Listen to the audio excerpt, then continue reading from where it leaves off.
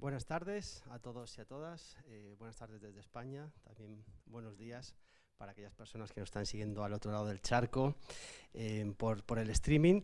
Lo primero, pedir disculpas porque empezamos un poquito con retraso por algunas cuestiones técnicas. Autoridades que nos acompañan aquí en ILE, Institución Libre de Enseñanza. Mi nombre es Juan José Leal Martínez, soy responsable de convenios de cooperación de educación de la OI y bueno, tengo el placer de presentar este evento de lanzamiento de dos publicaciones. Una es La Quinta Ola, la transformación digital del aprendizaje, de la educación y de la escuela, y la segunda publicación, Competencia Digital Docente para la Transformación Educativa. Sin más, a continuación cedo la palabra al anfitrión de la jornada de hoy, Carlos Ver, patrono de ILE. Muchas gracias, Juanjo. Bienvenidos a esta casa, para empezar. A los héroes que estáis aquí en persona. Ha caído sobre Madrid una tormenta brutal hace un rato, que además nos ha expulsado del sitio donde estaba previsto celebrar este acto, por eso de ahí el retraso. Y la verdad es que recorrer Madrid, cruzar Madrid bajo estas condiciones, pues es efectivamente un acto que agradecemos muchísimo de heroicidad. Y bienvenidos también a todas las personas que nos estén viendo en la distancia a través de las redes y a los que nos vean a partir de este momento por la publicación del vídeo de esta actividad en YouTube y también en las webs de los organizadores. Para la institución es una alegría muy grande estar hoy aquí y presentar, acompañar a dos organizaciones a presentar dos publicaciones que me parece que llegan en el momento justo y que van a tener, yo creo, una importancia grande, que tienen una importancia grande. Esas dos organizaciones están aquí representadas, la Editorial Morata por su director y la Organización de Estados Iberoamericanos para la Educación, la Ciencia y la Cultura, la OEI, a la que se refería antes el presentador del acto, por su secretario general, Mariano Jabonero. Muchas gracias a los dos por haber pensado en la institución para hacer este acto. Van a participar también los autores, los coautores de una de las publicaciones, la publicación de la Organización de Estados Iberoamericanos, de la OEI, y el coordinador de esa publicación y autor único de la otra publicación, La Quinta Ola. Entre los coautores están aquí, nos acompañan en sitio, no están todavía aquí porque se incorporarán después a la mesa Ainara Zubillaga y María Jesús García San Martín, y me refería al personaje en fin, que tiene, digamos, un papel más relevante en esta presentación, no puede ser de otra manera, Mariano Fernández Enguita, autor de La Quinta Ola y coordinador del otro libro. Me interesa muchísimo decir que para todos los que estamos aquí, que por cierto, que todos amigos, afortunadamente, esto de hacer un acto en el que todas las organizaciones y las personas que intervienen pues compartimos, digamos, muchas ideas y muchos intereses, pues es un placer grande. Pero es que además el tema es el tema también que es el trazo de unión transversal entre nuestras organizaciones, y aquí incluyo también, desde luego, a la editorial Morata. Es muy importante decir que los elementos, primero de reflexión que contiene La Quinta Ola y por otro lado los elementos prácticos de cómo transformar las capacidades de los docentes para afrontar esta quinta ola en la educación, son dos aspectos absolutamente fundamentales de esa transformación digital de la educación que es en este momento problema esencial. Ojo que no estamos hablando de tecnología, en fin, tendrán ustedes que leer los libros para ver exactamente a qué nos referimos y además los autores se encargarán ahora de comentarlos. Pero es cierto, no estamos hablando de una transformación de uno de los aspectos de la educación, sino de la transformación que al conjunto de la educación, de la enseñanza, del aprendizaje, lleva los cambios no solo tecnológicos, sino sociales, de la comunicación, de la información, de la manera de aprender, etcétera, etcétera, a los que estamos asistiendo. Bueno, pues esa transformación digital es también el rasgo, esa transformación digital de la educación que conlleva todos esos cambios, el rasgo que nos une a la Organización de Estados Iberoamericanos, a la Universidad Complutense de Madrid, de la que Mariano es catedrático emérito y alguna otra de las autoras profesora, es lo que nos une en un proyecto conjunto al que me quiero referir para cerrar esta intervención, para decir, lanzamos en este momento la segunda edición de un programa de formación de profesionales de la educación, para afrontar esta quinta ola y para responder, digamos, a los retos que la educación en este momento está planteando. Un máster avanzado para la innovación y la transformación educativa que se iniciará en octubre y al que todas las personas que nos estén en este momento escuchando y que sean profesionales o que quieran ser profesionales de la educación, invito a que entren a ver las características de este programa, porque es un programa que nos parece que es perfectamente adecuado al momento en el que en este momento nos encontramos. Y nada más. Muchas gracias a todos y bienvenidos a esta casa, a la parte un poquito más modesta de esta casa, a la que nos hemos tenido que trasladar al final, pero bienvenidos a esta casa y adelante. Carlos, muchísimas gracias nuevamente. Vamos a empezar esta primera parte con la quinta ola. Creo que al principio de la sesión todos hemos hecho la broma con lo que estaba lloviendo, creo que es oportuno el día que nos está haciendo. Y para empezar, bueno, contamos con Paulo Cosín, que es el director editorial de Ediciones Morata, quien nos va a contar un poco, bueno, pues por qué el interés por esta publicación, el origen, incluso nos puede ayudar a contar cómo podemos adquirir este libro. Paulo, por favor, tu turno. Muchas gracias a todos por venir con el día que está haciendo, a toda Latinoamérica, que siempre están en el corazón de la editorial, y ha sido un honor para mí poder ser el editor de este libro, Mariano, porque Morata lleva muchos años e incorporar algo nuevo, reflexivo, es a veces muy complicado, y cuando se habla de tecnología hay muchas publicaciones que al final nos saturan. Cuando yo era joven me gustaba coger olas en la playa, en Galicia, y todavía lo intento y me divierto mucho. Lo que sucede con las olas es que coges una primera ola, llegas a la orilla, si la has cogido bien, y luego te gusta coger la siguiente. Vuelves a nadar contra el mar para coger la segunda. Y así, y Mariano nos va contando todas las olas, porque claro, empezó todo esto con la escritura, con el lenguaje, con la imprenta, la comunicación, la telefonía, y vamos ya a una velocidad que las olas se suceden y no tenemos capacidad de reflexión. Lo que hace Mariano Fernández Zenguita en este libro es comenzar en Sócrates y terminar en el ChatGPT. Pero es que no se puede hacer de otra manera. No se puede hacer de otra manera. El que quiera reflexionar sobre la tecnología, sobre la inteligencia artificial, sin pensar en qué consiste la humanidad y todo su desarrollo, lo hará mal. Lo hará mal. Dice en una parte del libro que en el futuro habrá dos tipos de personas. Aquellos que van a hacer lo que dicen los ordenadores o la inteligencia artificial, los robots, y aquellos que le dirán a los robots lo que tienen que hacer. Yo pensando en esta frase me acordaba de otro grupo de personas que ya existimos, que son los que vivimos influenciados por la publicidad. Y ya también menciona el origen de la publicidad en el libro, con Edward Bernays, sobrino de Freud. Entonces está aquí la publicidad, está la inteligencia artificial y el gran reto de la educación.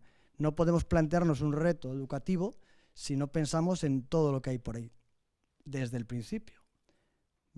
Bueno, pues estoy encantado de estar aquí y creo que va a ser muy entretenido y el debate y el diálogo que va a surgir hoy. Así que les animo a quedarse hasta el final. Muchísimas gracias.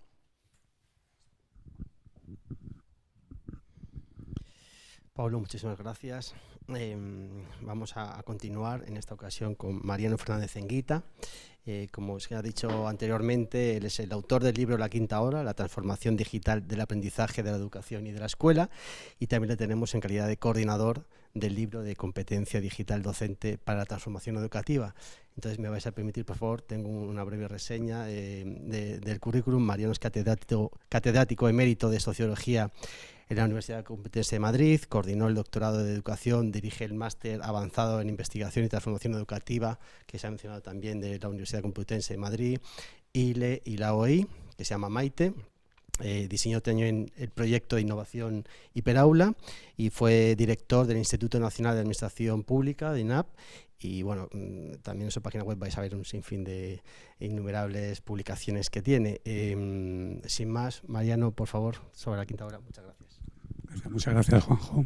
Bueno, gracias a todos, gracias a la ILE por recibirnos, gracias a Morata, gracias a la OI, gracias a todos los que habéis venido en este día tan arduo, digamos, ¿no? No voy a hacer el chiste de que ha venido la ola, pero la ola casi me fastidia la presentación, pero bueno, es un detalle intentarlo. Y yo vengo a hablar de mi libro, como Umbral, pero no voy a contarlo. Que quiera verlo, que lo lea, incluso se puede bajar un trocito y estas cosas, pero sí quiero explicar por qué lo he escrito, ¿no? Me interesa explicar por qué lo he escrito porque, bueno, es el tipo de libro con el que yo me lo paso muy bien, que es hablando de la mar y los peces, el universo, la historia no desde Sócrates, sino incluso desde mucho antes, el futuro, lo de acá y lo de allá. Pero también quiero decir que lo he hecho porque me parecía necesario, me lo pase bien o me lo pase mal, que me lo he pasado bien. Me parecía necesario en este contexto de discusión sobre, da igual como queramos decirlo, transformación digital, transformación educativa, tecnología de educación, educación de tecnología, etcétera, etcétera. Porque creo que esta discusión está en cierta medida distorsionada por lo que es nuestra experiencia, que es la experiencia de la relación entre la educación, tal como la conocemos, que generalmente cuando decimos educación, queremos decir escuela, es un poquito como ese chiste de Marx Groucho, que decía, ¿por qué lo llaman amor cuando quieren decir sexo? Pues aquí sería, bueno, ¿por qué lo llaman educación cuando quieren decir escuela? Que siempre estamos hablando en realidad de eso.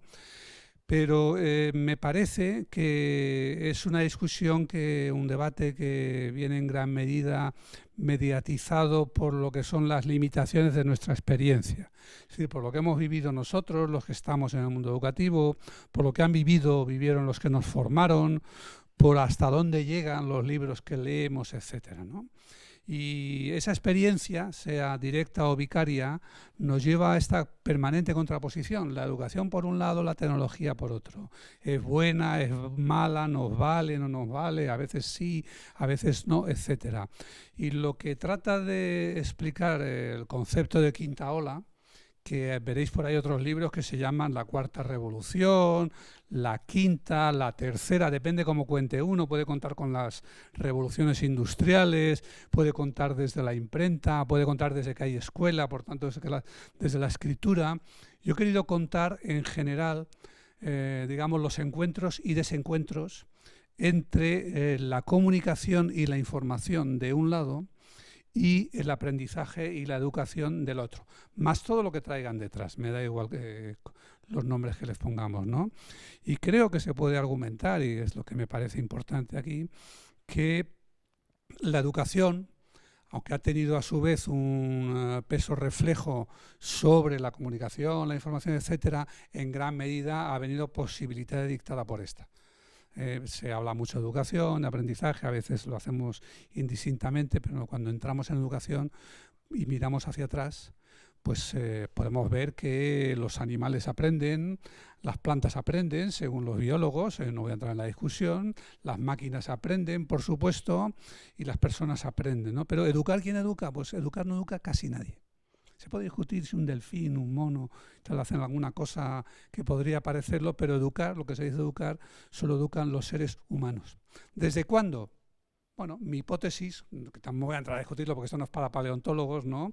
Pero es que en un sentido fuerte educamos desde que hablamos. Es decir, desde que podemos decir, no hagas esto, haz aquello, piensa en tal, prevé tal cosa, bueno, no con este lenguaje, con el que usarán los neandertales, los cromañones, los homínidos, no sé. Mucho tiempo, sin lenguaje es muy difícil que haya educación. Me parece que el primer gran salto, la primera gran transformación fue cuando una especie aprendió, fue capaz de hablar y con eso fue capaz de dar un salto que llamamos educar, ¿no? El segundo fue cuando apareció la escritura. Ahí ya estaría todo el mundo de acuerdo. La escritura es una cosa estupenda, fantástica, sobre todo cuando es simbólica y mucho más si es alfabética, ¿no? Pero requiere un aprendizaje, no es natural, es algo que cada niño comprueba cada día en la escuela y a veces lo sufre. No es natural escribir, ni leer, ni aprender a hacerlo, y por eso hace falta una institución, hacen falta muchos años, hace falta mucho tiempo, hace falta mucho esfuerzo y puede tener unos enormes costes. Pero efectivamente la escritura requiere escribas, los escribas son un oficio, y los oficios como cualquier otro, los escribas como cualquier otro oficio requieren un proceso de aprendizaje, y eso es lo que desde el principio se llamó escuela, más o menos, ¿no? Escuelas, erubas, casas de las tabletas, lo que fuera, pero había un lugar donde había que aprender eso. La tercera gran transformación que nos es familiar es la imprenta, y con ella nació lo que hoy llamamos escuela, con lo que en realidad queremos decir designar el gran sistema escolar, sistema educativo más o menos universal, más o menos igual en la base, pretendidamente meritocrático, etcétera, etcétera, ¿no? Y todo el mundo estaría de acuerdo, o casi todo el mundo, yo creo, en que la imprenta fue esencial en eso, como lo fue en otros aspectos de la modernidad. De hecho, hay una tendencia a ver la imprenta como una cosa que solo trajo bienes, ¿no? Tendencia que deberíamos evitar porque, como cuando hablamos de tecnología digital y tal, siempre hablamos, y no se olviden los riesgos, los sesgos, etcétera, pues hay que recordar lo que fue la imprenta también. La imprenta es magnífica, pero la imprenta se utilizó primero para imprimir la Biblia y solo la Biblia. A continuación proliferó la edición de literatura galante, amorosa, erótica, es decir, la pornografía de entonces. Después alimentó, como nada podría haberlo hecho igual, la guerra de religión, fomentó la formación de los estados, en fin, se podría hacer una larga lista de los desastres de la imprenta, pese a lo cual el balance que hacemos es muy, muy, muy positivo. A nadie se le ocurriría hoy decir cuidado con los libros o cuidado con tal, ¿no? Pero así fue. Pero ha habido más transformaciones, y la cuarta es la que yo creo que condiciona negativamente nuestro debate hoy, que es la que se dio en los medios de comunicación por un lado y la escuela por otro. Por un lado, los medios de comunicación electrónicos se desarrollan como medios de comunicación de masas, la radio, la televisión, el cine, sobre todo, pero bueno, podríamos empezar a contar desde el gramófono, el telégrafo, como se quiera, todos ellos han tenido su influencia y su peso, pero no entraron en la escuela. Todos ellos prometieron, todos ellos lo intentaron, hubo intentos, bueno, con gastos descomunales de dinero, mucha gente interviniendo, políticas muy decididas para meter eso en la escuela, y entró todo ello por un tiempo, hizo algo, dejó algún pozo, pero básicamente terminó saliendo otra vez. ¿Por qué?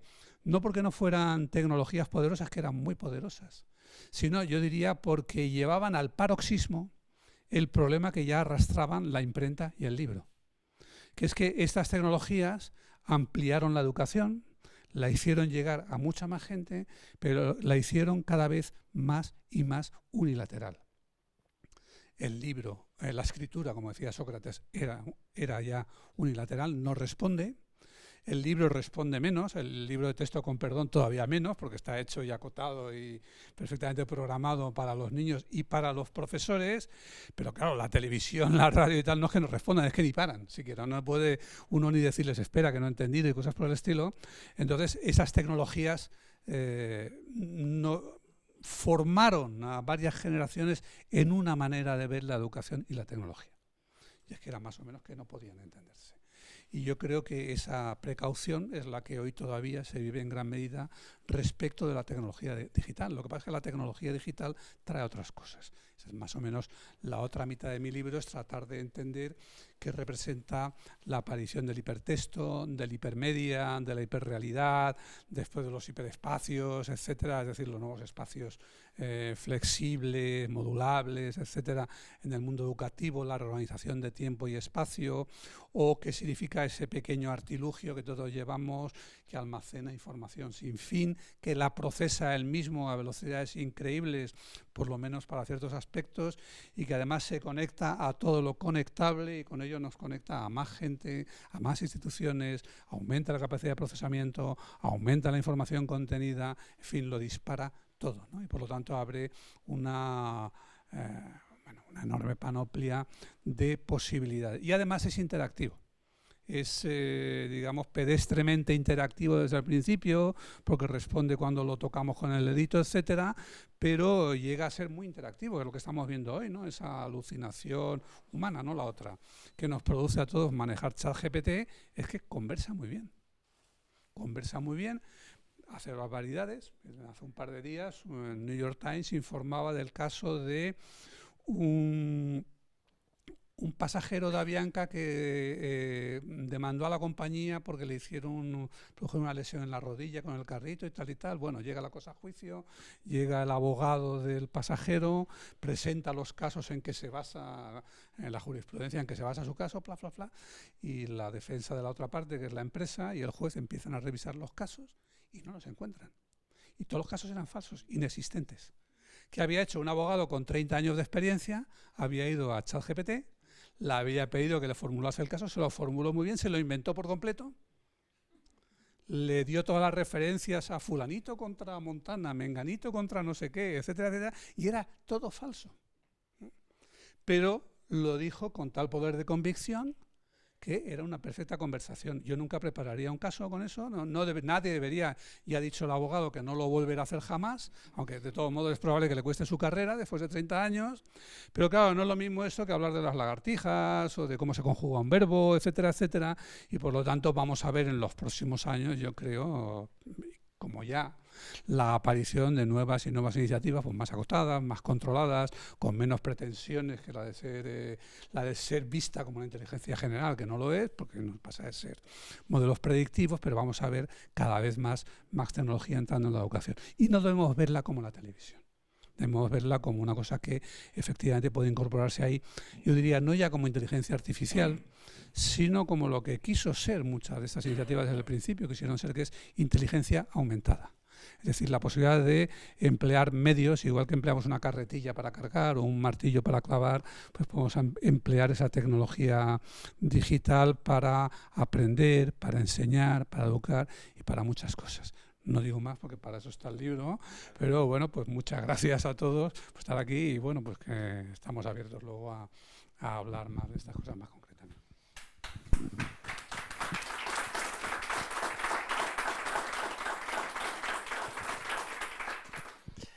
Mariano, perfecto, muchísimas gracias. Si te lo has pasado bien escribiéndolo, seguro que nosotros también nos lo vamos a pasar estupendo leyéndolo. Una segunda parte de esta jornada, vamos a hablar ahora de la segunda publicación, Competencia Digital Docente para la Transformación Educativa, publicación que está disponible ya en la página web de la OEI, www.oei.int, y para ello tenemos el privilegio de contar con Mariano Jabonero, secretario general de la OEI. Mariano dice, querido tocayo, aquí. Muchas gracias a esta casa por acogernos, Carlos, muchas gracias a Editorial Morata, a todos los que están aquí presentes y a aquellos que nos siguen a distancia. Y muchas gracias a Mariano Fernández, con quien nos une, además del nombre, también compartido, haber trabajado bastantes cosas juntos. Y últimamente desde la OEI, también con esta casa, el máster avanzado que hemos puesto en marcha, que creo que es una iniciativa que vale la pena conocer y seguir. Por parte mía, yo creo que la intervención tiene que ver fundamentalmente con algo que estamos haciendo en la OEI directamente, que es la casa en la que vivo prácticamente. Son dos publicaciones que son convergentes, en un sentido político, sino en sentido temático y de objetivo. Por una parte está La Quinta Ola, el libro de Mariano Morata, y por otra parte está el informe nuestro, en el cual también ha participado Mariano, que sería de competencias digitales docentes. Son dos temas que van asociados necesariamente y que van asociados, sobre todo, además, cada día vez más por una situación de oportunidad histórica. El domingo fui a votar como buen ciudadano, y fui a votar a un centro público aquí en Madrid, y la sala donde estaba la mesa de votación era el aula de informática. Y tuve una sensación como de un tiempo pasado. Digo, esto es de otra época, ¿no? Esto es una cosa así pasada. Y allí una informática con ordenadores puestos con capuchas de plásticos, con candados y tal. Una cosa que me parecía realmente un poco de modé. Pero bueno, está ahí. Y yo creo que eso es el pasado. en el pasado, y varios factores, entre ellos hay un factor tecnológico digital clarísimo y otro factor que la pandemia lo ha cambiado por completo. Yo suelo repetir una frase muchas veces, Juanjo me lo ha oído decir muchas veces, es una frase de un poeta, de Paul Valéry, que decía aquello de que el futuro ya no lo que era. Bien, pues el futuro en el que estamos ya no lo que era, es otra cosa diferente, no tiene nada que ver con eso. Y creo que el tema de la transformación digital, transformación educativa y el ámbito de todo digital lo ha permeado absolutamente y lo ha cambiado por completo. Ya el aula de informática ya no tiene sentido, esa aula ahí quieta y cerrada con 7 llaves, porque además aquello es caro y tal, eso tiene sentido otro mundo distinto por completo. Y de forma muy especial en el ámbito de la formación docente de las competencias digitales. Vivimos un modelo de formación docente en el cual se caracteriza históricamente en 3 etapas. Una parte, la formación inicial, muy vinculada al mundo académico, universitario, a la cual siempre hemos criticado por su pobreza, limitaciones. Otra segunda, la formación continua, que ha pasado a ser un ámbito burocrático, fundamentalmente burocrático, en el cual se acreditan sesenios y no sé, cosas por ahí. En cada país es una cosa, eso es una epidemia generalizada. Y el otro, el ámbito de la autoformación, aquello que el docente, pues un día dice quiero hacer esto y quiero saber, conocer más, quiero experimentar, que creo que es el ámbito más innovador. Tenemos ahí un ámbito de trabajo muy importante, porque es aquel que van a construir los docentes realmente, por sus necesidades, intereses y por sus preocupaciones. Y en ese ámbito es donde especialmente el mundo de las competencias digitales tiene más futuro. Es ahí donde tenemos que trabajar más con ese docente inquieto, innovador, transformador, esa gente que quiere, digamos, cambiar las cosas de una forma u otra, sin irse al aula de informática con los niños. Yo creo que los dos temas, los dos libros convergen en ese tipo de preocupación. En este momento, lo que ha contado del tema del abogado lo estaba viviendo a diario. Yo les aseguro que yo no estoy diciendo lo que me ha dicho el chat, que de mi cosecha, pero podría ser perfectamente. Voy a contar una anécdota interna de la OI, sin dar nombres. Convocamos hace bien poco, Juanjo creo que sabe la historia, cubrir una plaza de trabajo en la OI. Y bueno, pues se hizo una preselección de gente, pasaron a la preselección un grupo de gente y se pasó a la prueba última, que es una prueba práctica, una prueba de formulación. Bueno, pues uno de los preseleccionados hizo la prueba, el chat. Es así de sencillo y es, digamos, pues una muy mala práctica que pone ejemplo también de estos riesgos que pueden ocurrir. La mala suerte que tuvo, que nos dimos cuenta. Tuvo la mala suerte de que alguien dijo, esto me suena, y tanto que sonaba. Bien, creo que estamos en ese modelo y en ese momento en el cual esas 3 etapas de formación inicial, continua, y autoformación, o iniciativa propia, innovación, tal, creo que están teniendo ya una transformación radical por completo, ya no es lo que era antes, como diría el poeta Paul Valéry. Y nada más, también animo a que lo lean, el informe el texto el otro de la OI está en la página web. Cada día publicamos más en digital, es así, es la vida. Pues además tenemos un elemento que añade coste añadido, y es que todo lo que publicamos tengo que publicarlo en español y en portugués. Entonces digamos que hay que hacer doble publicación. Y bueno, pues al final yo creo que el acceso a las páginas web, al mundo digital es ya cotidiano, habitual, y por suerte pues consigue que además la información se multiplique muchísimo más. Creo que sería, digamos, una información impresa y tal, que sea, digamos, reducida en su capacidad de distribución, que superamos siempre de una forma u otra gracias a que compartimos un espacio de 2 lenguas comprensivas, que son el español y portugués, que llegamos a 850 millones de personas, que somos, lo digo siempre, la mayor comunidad bilingüe del mundo. A todos, gracias, y bueno, pues animados a estas lecturas, las 2 lecturas en las cuales también Mariano ha sido copartícipe de ellas, y a las que vendrán. No es amenaza, es un aviso. Muchas gracias.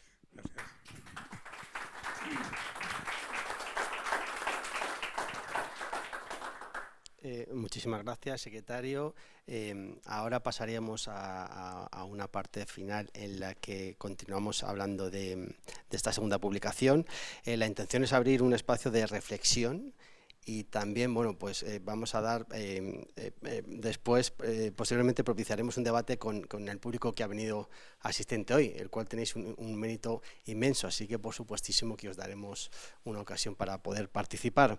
Entonces pediría, por favor, que se incorporen a la mesa María Jesús García San Martín, Mariano Fernández Enquita se queda con nosotros, y también a Ainara Zubilaga, por favor. Bienvenidas. a este espacio de debate y de reflexión.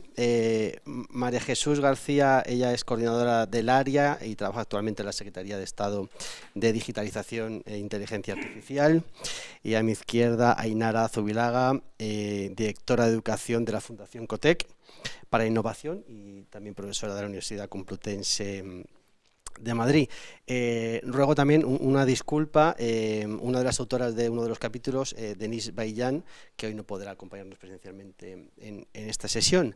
No tengo preguntas disparadoras, no tengo tampoco un orden de intervención. Desearía que cualquiera de vosotros empiece por lo que quiera, por uno de los capítulos, por la introducción. Libertad absoluta. ¿Quién quiere comenzar? Sin que yo obligue a alguien. Si no, voy a obligar a Mariano, a lo mejor, por ser él. ¿No?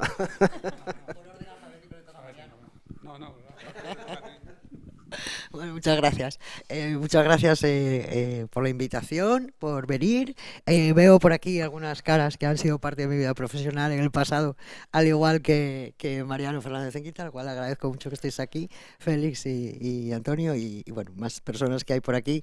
Y darle las gracias a Mariano por la colaboración y por invitarme a participar en un capítulo del libro, que también me he divertido mucho. No, nadie me ha obligado, ha sido voluntario. Y también me he divertido mucho escribiéndolo y siempre es un placer colaborar con Mariano, pero siempre es una responsabilidad. Así que bueno, como lo mío es un capítulo y es algo pequeñito, os lo voy a contar así como en diagonal para que después todos podáis ir y visitar la página de la OEI y descargarse la publicación, ¿no? Cuando uno empieza a hablar de transformación digital educativa y ya lleva una década, casi haciendo un poco más de una década, casi diciendo lo mismo, uno se ve un poco a veces en la situación de decir cómo es posible que llevemos una década diciendo lo mismo y sigamos escribiendo prácticamente los mismos ejes o las mismas necesidades, ¿no? Es que algo estaremos haciendo mal, o quizá no lo sé. Pero independientemente de eso, empezamos por sentar las bases y por sentar las bases de unos marcos, ¿no? Cuando Mariano hablaba conmigo por teléfono sobre el capítulo, yo le dije, tenemos más marcos que competencias. Igual hay un exceso de marcos de referencia, ¿no? Pero bueno, si lo hay o no, hay que empezar por ahí, ¿no? Porque uno tiene que tener un texto, un marco de referencia para saber cómo se describen las competencias digitales en educación, cómo se pueden después aterrizar, ¿no? Y parece que si no hay un marco de referencia, pues uno después qué va a implementar, ¿no? Por eso nosotros empezamos el capítulo un poco por ahí, haciendo un recorrido más o menos extenso de los marcos que hay hoy en día y después aterrizarlos, porque hay marcos de competencias digitales en educación, de competencias digitales para la ciudadanía, de competencias digitales para el consumo, de competencias digitales para el emprendimiento, y eso está todo muy bien cuando estás en una supraorganización como puede ser la Comisión Europea, que no es prescriptiva sino que es descriptiva, con lo cual lo tiene bastante fácil. Pero cuando uno llega después a otros mandos más al suelo, ¿no? Y uno tiene que ponerse a implementar, pues uno tiene que llevar todo eso a un contexto. Y esa fue la segunda parte que pusimos en marcha un poco en el capítulo, dar las pautas para esta reflexión que abrimos ahora, ¿no? Las pautas para que un centro educativo pueda empezar partiendo de 5 ejes bastante básicos, que es infraestructuras, esas aulas de informática, ¿no?, que decía Mariano y que deberían ser parte del pasado, que decía Mariano, bueno, no lo son, y me temo que pueden ser parte del futuro, de nuevo erróneamente, pero tiene que haber una infraestructura en los centros educativos con una conectividad, si no, no hay competencias digitales que integrar, porque si no tenemos conexión, empezamos mal. Y ahí seguimos con el currículo. Todo el mundo habla de transformación digital, pero hay un currículo, y el currículo está para cumplirlo. Es lo que hay. Nos guste más, nos guste menos. Y toda esa transformación digital en educación tiene que permear en ese currículo. Lo que no nos gusta mucho ver, o a mí personalmente, y es mi opinión, no me gusta mucho ver, es una asignatura de competencias digitales. Con todos mis respetos, me parece un horror, porque las competencias digitales tienen que ser transversales, tienen que integrarse de una manera invisible y tienen que permear en todas las materias. Y lo de tener una materia de competencias digitales me recuerda bastante al aula TIC, al aula de informática, al aula de tecnologías, a ese aula donde pues todos llevamos a los alumnos encima con las mesas atornilladas, lo cual favorece mucho la cooperación, porque no se pueden mover del suelo, ¿no? Pero bueno, a partir de ahí seguimos con una colaboración entre iguales en los centros educativos que tiene que venir un poco pautada por un liderazgo, ¿no? Que es el siguiente eje. Y ya el último, pero no por eso menos importante, es el de la evaluación. Y en todos esos ejes hay que poner en práctica esa transformación digital en la educación. Y digo la evaluación porque ponemos lo último, pero no es lo menos importante, porque es lo primero que uno tiene que empezar a hacer, evaluar. Y por eso, en el capítulo del libro damos pues una serie de preguntas que fomentan ese autodiagnóstico, esa autoevaluación, para que el centro educativo sepa en qué momento estoy y cómo puedo empezar a transformar con mi claustro, con mis familias, con mis alumnos, con todas las personas que formen parte de la organización educativa.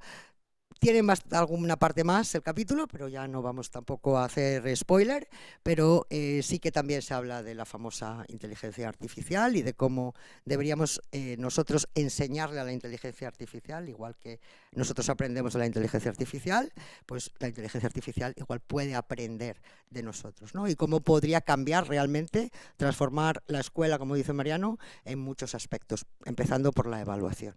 Y termina con bueno, pues un sistema de posible sistema de certificación de niveles de desempeño de competencias digitales.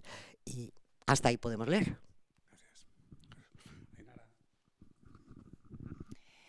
Bueno, pues muchas gracias a todos, a la ILE y a la OEI por invitarme, y a Mariano por invitarme a participar en la publicación y también a participar en el MAIT, en el máster que ya os han contado y del que estamos ya preparando la segunda edición. Bueno, yo tampoco quiero hacer spoiler del capítulo, yo solamente quizás quiero contaros un poco cómo llego yo a ese capítulo y quizá cuál es la parte que creo que es más diferente en un contexto educativo, ¿no? de lo que aporta la reflexión que contiene el capítulo. Yo provengo del ámbito de educación. Soy pedagoga, ahora esto queda fatal decirlo, lo de ser pedagoga, porque parece que tenemos la culpa de todo lo que pasa en el sistema educativo. Y mi background profesional es la universidad, ¿no? Pero ahora mismo llevo el departamento de educación en una fundación que se dedica a la innovación, a lo que entendemos que es el sistema de I+D+I, puro y duro, ¿no? Cuando yo entro en Cotec, de repente pues descubro un sistema que conocía pues muy por encima, derivado de mi experiencia académica en la universidad, porque la universidad efectivamente es un agente del sistema de I+D+I, pero del que yo desconocía muchas cosas en cuanto a agentes, procesos, marcos legales, procedimientos, iniciativas, convocatorias, cómo funciona el sistema, ¿no? Y entonces ahí yo me planteo esto que se llama innovación y que funciona de una manera en todo lo que entendemos que es el sistema de innovación, el ecosistema de innovación, y la innovación cómo funciona en el sistema educativo.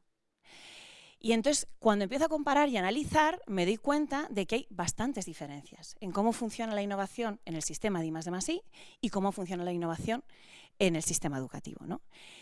Y ese es un poco lo que inspira lo que está recogido en el capítulo. Lo que está recogido en el capítulo es efectivamente el sistema de la capacitación digital del profesorado, pero cómo entiendo que la simple suma de iniciativas que actualmente me parece que están centradas fundamentalmente en toda la parte formativa que está ahí y toda la parte de equipamiento, que es cierto que está ahí y que además es donde creo que la pandemia ha acelerado ambos procesos de manera clarísima, pero lo que no tengo tan claro es que todo eso que está teniendo lugar esté combinado, esté hilado, esté organizado en lo que yo denomino una arquitectura institucional que realmente promueva el cambio y la transformación que queremos. Y creo que ese es uno de los motivos por los cuales los cambios en educación no son olas, como dice Mariano, y va más lento que en otros sectores. En otros sectores donde la I+D+I sí cuenta con esa arquitectura institucional, no es simplemente una suma de iniciativas, creo que la innovación educativa es una suma de innovaciones, pero no es un sistema innovador que promueve ese cambio y esa transformación, ¿no? Y el capítulo pues pretende ofrecer una panorámica de ¿qué aporta esto que yo denomino sistema de innovación? Hay algún análisis de países que creo que son referentes y que se incorporan esta estructura de sistema de innovación. Corea está a la cabeza en esto, pero también está Estonia o el famoso Plan Ceibal de Uruguay. Y analizando esto, pues podemos también identificar aquellos elementos, aquellos componentes que creo que sí que ayudarían a crear, además de todas estas iniciativas que sí que están y que el sistema lo tiene los proyectos, tiene los cursos, tiene los marcos, tienen las instituciones, tienen los agentes, pero no sé si está hilado de la manera que podamos decir que tenemos un modelo de gobernanza, por decirlo de alguna manera, que promueve realmente que la capacitación digital docente y que la transformación digital no sea solamente un deseo, sino que realmente se convierta en procesos de implementación reales en los centros, ¿no? Entonces, eso es lo que el capítulo pretende un poco recoger. Muchas gracias. Gracias. Quiero mandar un saludo desde aquí a Denise Vaillant, que concretamente tenía una tesis a la misma hora en su universidad, ¿no? Programada, y por supuesto no podía cambiar, ¿no? Que en su capítulo aborda más específicamente el subsistema de formación del profesorado inicial y continua en el ámbito iberoamericano, ¿no? Yo tenía 2 libros en realidad que en principio podrían haber sido 2 presentaciones completamente independientes, no haber guardado relación una con otra y bueno, haber obligado a alguien a venir 2 veces, ¿no? Pero cuando estábamos dando vueltas, aparte de la economía de esfuerzos y tal, pues claro, había una conexión que quisiera señalar, ¿no? El cambio que viene en educación está significando ya que la carrera de cualquier educador responsable hoy, y mucho más los que van llegando y los que vengan, va a ser muy distinta de la de los que vinieron antes, ¿no? No voy a entrar en si mejor o peor, porque todo el mundo sabe que ahí hubo momentos alciónicos y momentos trágicos, quizá en las mismas proporciones, depende de dónde, pero en general un maestro, un educador de hace 30, 40 años, podía pensarse en general que con su formación inicial podría desarrollar toda una carrera profesional.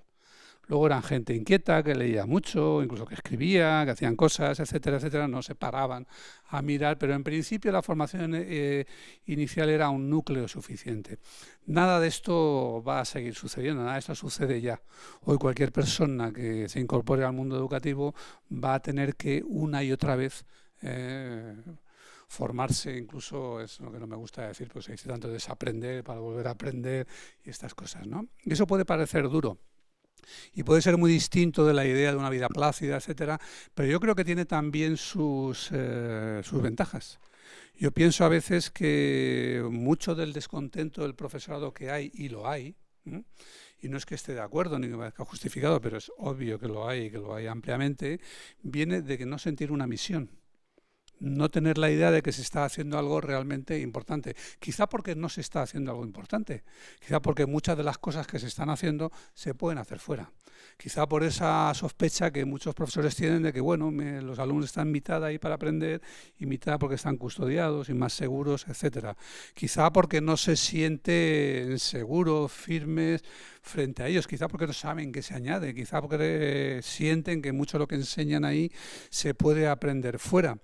Pero yo creo que justamente la transformación digital y el acompañar al alumnado en ese proceso es lo que podría dar un sentido de misión y debería dar un sentido de misión. Por lo tanto, la profesión docente va a ser una profesión esforzada, quizá más esforzada que otras, o por lo menos tanto como otras en ese aspecto, porque no solo hay que aprender a aprender y aprender a lo largo de la vida como en todas, sino que además hay que volcarlo para una gente que, bueno, está preguntando no qué pasa ahora en tal profesión, sino qué va a pasar dentro de 10 años, dentro de 20, etcétera, ¿no?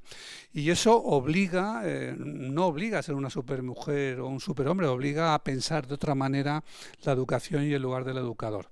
Ya no se puede seguir pensando, no se puede tener un sistema educativo que está basado en el modelo del profesor autosuficiente, del profesor o la maestra orquesta, que lo hacen todo en su aula, que los pueden mandar aquí o allá en cualquier momento, en cualquier lugar, porque van a ser quienes se ocupen de todo, sino que, bueno, pues toda política innovadora, toda política empresarial, toda política a secas, administrativa, política tiene un capítulo de personal detrás. Requiere que hay que reorganizar la capacidad de trabajo. Hay que tener una política de personal, de recursos humanos, de talento, me da igual cómo se le quiera llamar o cómo se quiera edulcorar, pero hay que pensar cómo se reorganiza eso.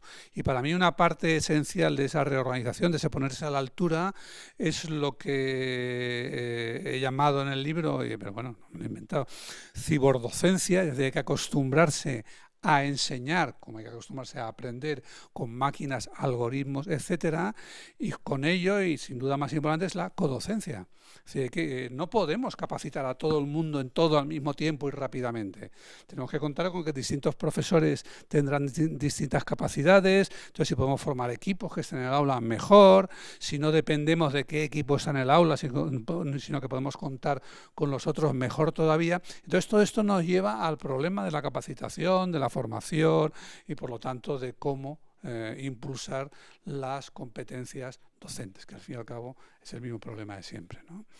Y bueno, pues esa es la conexión y lo que aparte de una visión oportunista y práctica permitía poner estos dos libros aquí en el mismo acto y ante la misma gente, ¿no? No digo más, yo creo que es el momento de... Así es.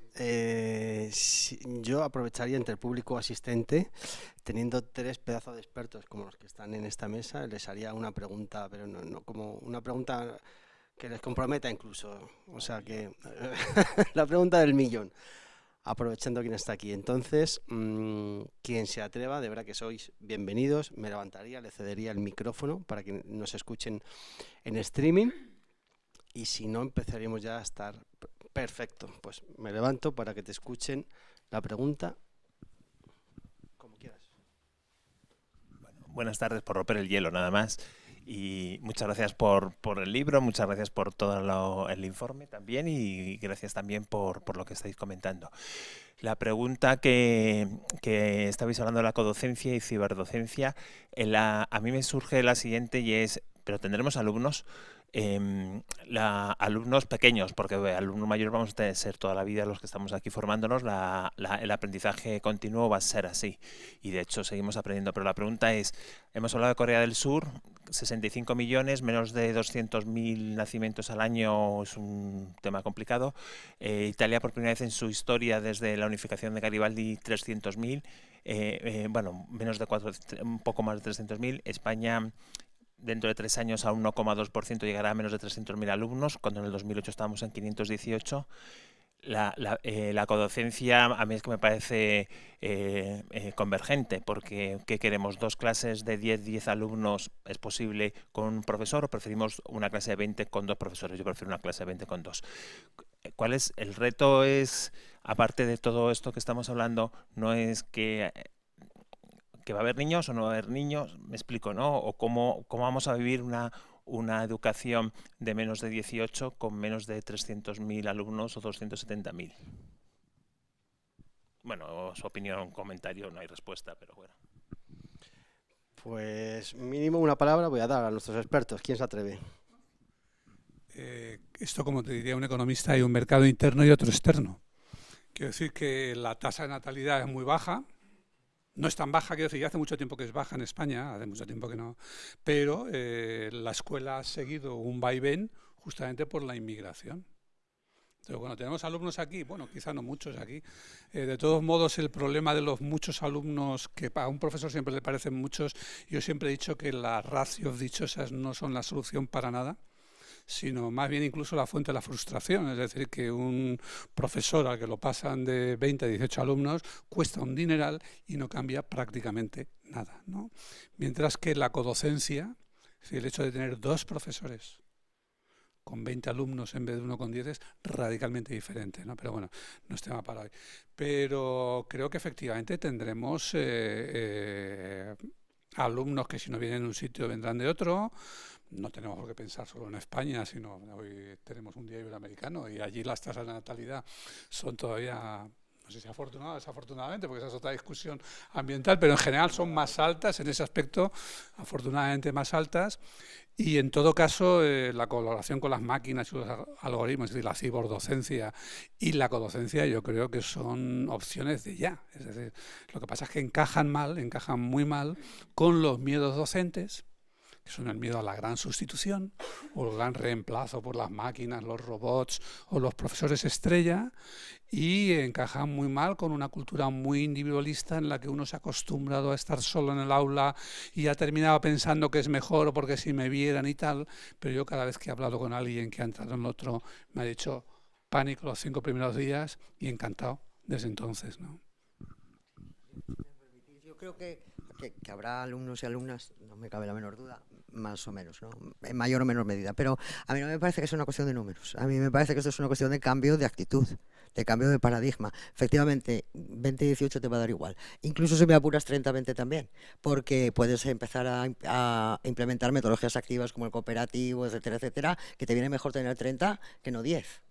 Pero ya no es una cuestión de cuántos docentes para cuántos alumnos voy a tener, ¿no? Sino ese eje de la colaboración en la transformación digital del que hablamos en el libro, ¿no? Esto no es una cuestión de echarse uno solo la transformación digital del aula a uno mismo, ¿no? A los hombros de uno mismo, porque además no vas a hacer nada tú solo. Y cuando ejerces codocencia, yo creo que el pánico al que se refiere Mariano es una cuestión de confundir la codocencia con la competencia.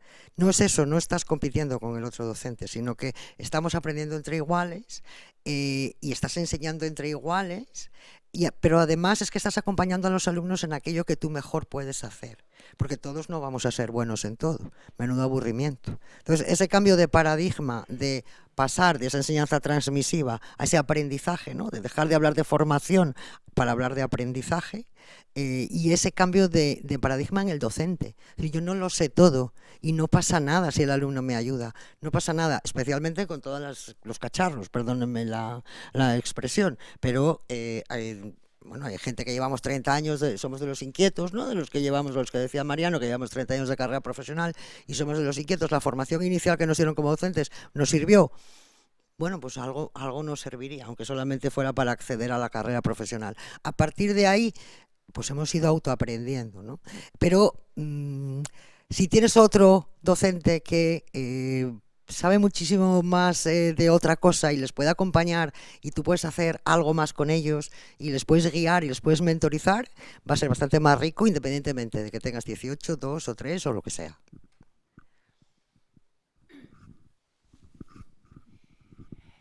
Bueno, lo de la bajada del alumnado es, lo voy a decir, el temazo de los próximos años, porque de esa bajada para mí se derivan gran parte de los enfrentamientos que ya estamos empezando a ver, ¿no? en determinados ámbitos de la política y del debate público educativo, ¿no? Es verdad, creo recordar que por ejemplo, en el informe de España 2050 que participamos Mariano y yo, estaba calculado, me parece que eran en el 2050 había una bajada de 300.000 alumnos, que era un equivalente a 33.000 aulas menos. Eso puede ser visto como una amenaza y puede ser visto también como una oportunidad para alumnos y también lo digo, para profesorado, y no solamente en términos de bajada de ratio, es decir, para alumnos, porque es cierto que permite esto que todo el mundo ahora se le llena la boca y lo hablamos mucho, ¿no? De la personalización, y que además la tecnología es una herramienta que posibilita ahondar en eso, y para el profesorado, porque a mí me parece que te posibilita hacer otras cosas además de estar en el aula, eso que llamamos el desarrollo profesional docente, esto que no tenemos en este país, que es una carrera profesional definida, no la hay, ¿no? Pero pues permite al profesor también asumir otros roles y otras funciones que pueden configurar eso que estaría muy bien diseñar, que es una carrera profesional, desde pues temas de codocencia, formar profesores noveles, si tuviéramos también esto de decir programas de inducción a la docencia, o MIR, o como lo queramos llamar, participar en acciones de formación permanente de otros profesores, o sea, que haya realmente equipos de docentes que forman a otros equipos de docentes en otros centros que tienen situaciones parecidas. Es decir, a mí se me abre un mundo de posibilidades, tanto para el alumno como para el profesor. Gracias, Inara. Tenemos una pregunta más. Sí, me gustaría, es una pregunta para Inara, porque el concepto de innovación no solamente es porque yo quiera saberlo, sino también para el público, porque es muy complejo. En el mundo editorial yo siempre he estado pensando en ser alguien innovador, y entonces cuando surgió todo el tema de los libros digitales, claro, a la vez pensaba, a ver, cuál es, como ha dicho Mariano, cuál es la misión. Es hacer llegar una serie de contenidos de un determinado formato a un público que está interesado en esos contenidos. Para eso el editor trabaja, selecciona, pum, pum, y luego no llega por distintos problemas. Claro, la innovación para mí ha sido pues que ahora cualquier persona puede imprimir un ejemplar en México, en Colombia, lo pide y se lo entregan, ¿vale? En primer lugar, cuando se hablaba de innovación, pensábamos nada más que en el ebook, porque tiene muchas posibilidades. Pero claro, luego vimos que la gente prefería un libro en papel o un público muy amplio. Entonces digo, bueno, pues la innovación está en el just in time japonés, que lo hacían con un coche, ¿por qué no lo podemos hacer con un libro? Y así entendí yo la innovación. Y ahora pues cualquier persona en cualquier lado de Latinoamérica pide un libro, lo imprime, lo paga, lo imprimen en su lugar y se lo entregan. Eso fue un cambio, pero pensando en la innovación, pero se sigue imprimiendo el papel. Vale. Luego está la parte de la visibilidad, darse a conocer. Y ahí otra vez era el reto de la innovación. Dice, ahora ya no vale hacer una publicidad, hacer una revista, sino que estar en las redes y estamos continuamente viendo cómo innovamos. Pero sigo con el concepto difícil de qué demonios es innovar.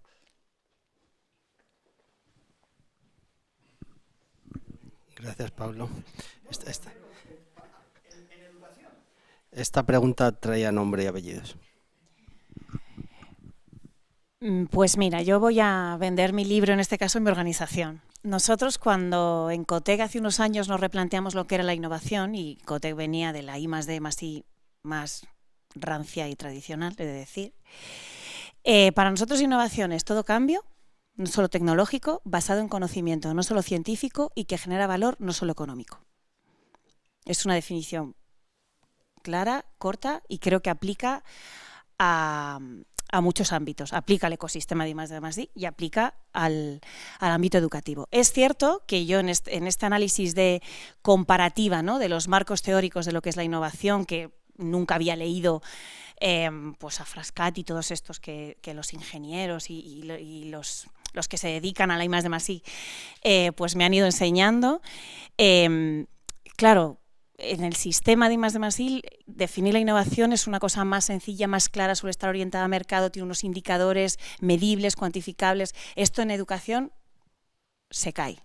O sea, cuando analizas, pues hay muchas definiciones, hay marcos conceptuales distintos, es un término difuso, se confunde con mejora, con reforma, con cambio, pero no está claro, ¿no? Y eso hace perder cierta fuerza, ¿no? Y tenemos diferencias significativas de cómo se entiende y se desarrolla la innovación en la I+D+I y en educación, ¿no?